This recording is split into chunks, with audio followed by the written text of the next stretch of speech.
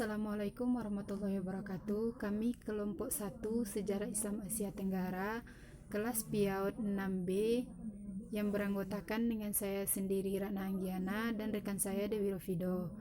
Baiklah, di sini kami akan membahas tentang kedatangan Islam dan Islamisasi di Asia Tenggara. Yang A. Teori masuknya Islam di Asia Tenggara. Teori yang pertama, Islam dikemukakan oleh beberapa ahli dari Belanda, di antaranya Pijnapel, yang mengatakan bahwa asal mula Islam menjalin kontak dengan Asia Tenggara berangkat dari wilayah Gujarat dan Malabar. Menurutnya, orang-orang Arab yang bermazhab Syafi'i setelah berimigrasi dan menetap di wilayah India, yang kemudian membawa Islam ke Nusantara. Teori ini lalu dipertegas oleh Soun Hugroje yang mengatakan bahwa ketika komunikasi Muslim Arab sudah mapan di beberapa kota pelabuhan anak benua India, maka mereka masuk ke dunia Melayu Nusantara sebagai penyebaran agama Islam pertama.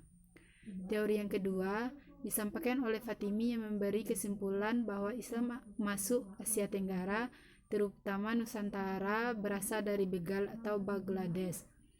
Thomas Pire juga memberikan dukungan pada Fatimi bahwa mayoritas orang terkemuka di Pasai adalah orang Bengali atau keturunan mereka. Teori kedua ini juga disebut dengan teori Persia. Teori ini menitikberatkan pandangannya pada kesamaan kebudayaan masyarakat di Asia Tenggara, khususnya di Indonesia dengan Persia. Teori yang ketiga menyebutkan bahwa Islam datang ke Asia Tenggara bukan dari Bengal, melainkan langsung dari Arab, tepatnya di Hadramaut. Menurut teori ini, Islam masuk ke Asia Tenggara sejak masa abad pertama Hijriah atau abad ke-7 dan abad ke-8 Masehi. Proses masuknya Islam pada masa ini ditandai dengan dominasi pedagang Arab dalam perdagangan Barat Timur. Teori ini didukung dengan fakta dari sumber-sumber Cina yang menyebutkan bahwa menjelang abad ke-7 ada seorang pedagang Arab yang menjadi pemimpin pada sebuah pemukiman Muslim Arab di Persia, pantai Sumatera. Teori keempat atau yang terakhir mengatakan bahwa penyebaran Islam Asia Tenggara didorong oleh pertarungan antara Islam dan Kristen untuk mendapat pengikut atau penganut masing-masing agama. Teori ini dikemukakan oleh Skrieke. Pendapat Skrieke didasarkan bahwa pada kenyataan ekspansi yang dilakukan oleh bangsa Portugis yang kemudian menjadi upaya kolonialisasi merupakan sebuah kelanjutan dari mata rantai perang salib di Eropa dan Timur Tengah.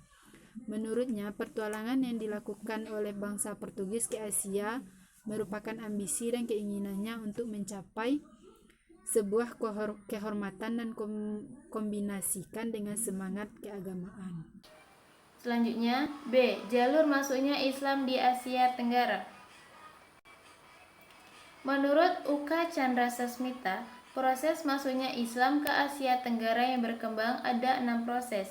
Yang pertama, saluran perdagangan. Pada taraf permulaan, proses masuknya Islam adalah melalui perdagangan. Kesibukan lalu lintas perdagangan pada abad ke-7 hingga ke-16 membuat pedagang-pedagang Muslim turut ambil bagian dalam perdagangan dari negeri-negeri bagian barat, tenggara, dan timur benua Asia. Yang nomor 2, saluran perkawinan. Dari sudut ekonomi, para pedagang Muslim memiliki status sosial yang lebih baik daripada kebanyakan penduduk pribumi, sehingga penduduk pribumi, terutama putri-putri bangsawan, tertarik untuk menjadi istri-istri saudagar tersebut. Yang nomor 3, saluran tasawuf. Pengajar-pengajar tasawuf atau para sufi mengajarkan teosofi yang bercampur dengan ajaran yang sudah dikenal luas oleh masyarakat Indonesia. Nomor 4, saluran pendidikan. Islamisasi juga dilakukan melalui pendidikan, baik pesantren maupun pondok yang diselenggarakan oleh guru-guru agama, kiai, dan para ulama. Yang kelima, saluran kesenian. Saluran Islamisasi melalui kesenian yang paling terkenal adalah pertunjukan wayang. Yang keenam, saluran politik. Di Maluku dan Sulawesi Selatan, Kebanyakan rakyat masuk Islam setelah rajanya memeluk Islam terlebih dahulu. Oleh sebab itu, pengaruh politik raja sangat membantu tersebarnya Islam di daerah tersebut.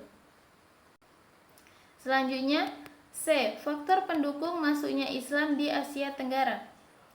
Pada abad ke-5 sebelum Masehi, Kepulauan Melayu telah menjadi tempat persinggahan para pedagang yang berlayar ke Cina, dan mereka telah menjalin hubungan dengan masyarakat sekitar pesisir. Kondisi semacam inilah yang dimanfaatkan para pedagang Muslim yang singgah untuk menyebarkan Islam pada warga sekitar pesisir.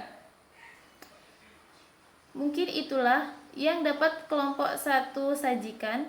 Kurang dan lebihnya kami mohon maaf. Akhirnya, Assalamualaikum warahmatullahi wabarakatuh.